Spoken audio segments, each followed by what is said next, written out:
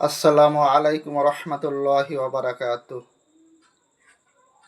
নাহমাদুহু ওয়া নুসাল্লি আলা রাসূলিল কারীম আম্মা বাদ ফাআউযু বিল্লাহি মিনাশ শাইতানির রাজিম বিসমিল্লাহির রহমানির রহিম।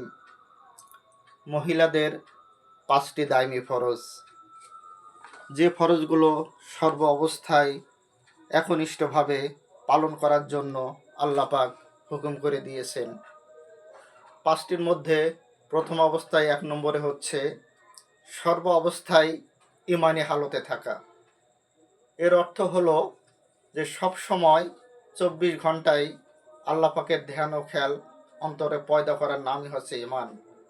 এর জন্য 1 নম্বরে হচ্ছে ইমানি হালতে থাকা।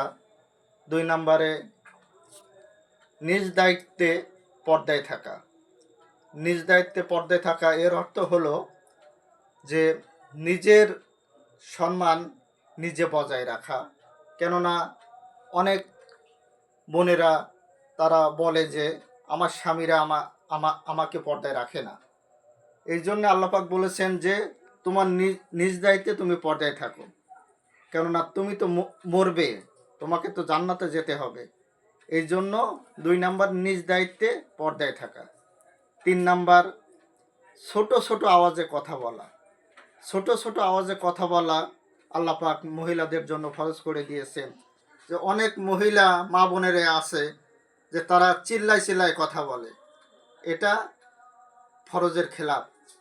আল্লাহ পাক মহিলাদেরকে ছোট ছোট আওয়াজে কথা বলতে হুকুম করে দিয়েছেন। 4 নম্বরে মাথার উপর থেকে, যেমন চুলের উপর থেকে টাকনুগিরার নিচ পর্যন্ত, টাকনু সহ পর্দা করা মহিলাদের জন্য ফরজ। এজন্য বলা হয়েছে মাথার উপর থেকে পায়ের পাতা পর্যন্ত গোড়ালি সহ ঢেকে রাখা ফরজ।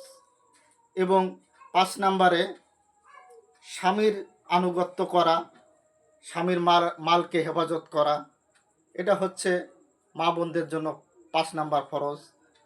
আল্লাহ পাক মা ও বোনদেরকে আল্লাহর হুকুম আহকামগুলো পরিপূর্ণভাবে পালন করে জান্নাতের অধিবাসী হওয়ার তৌফিক দান করুন। আমিন সুম্মা আমিন।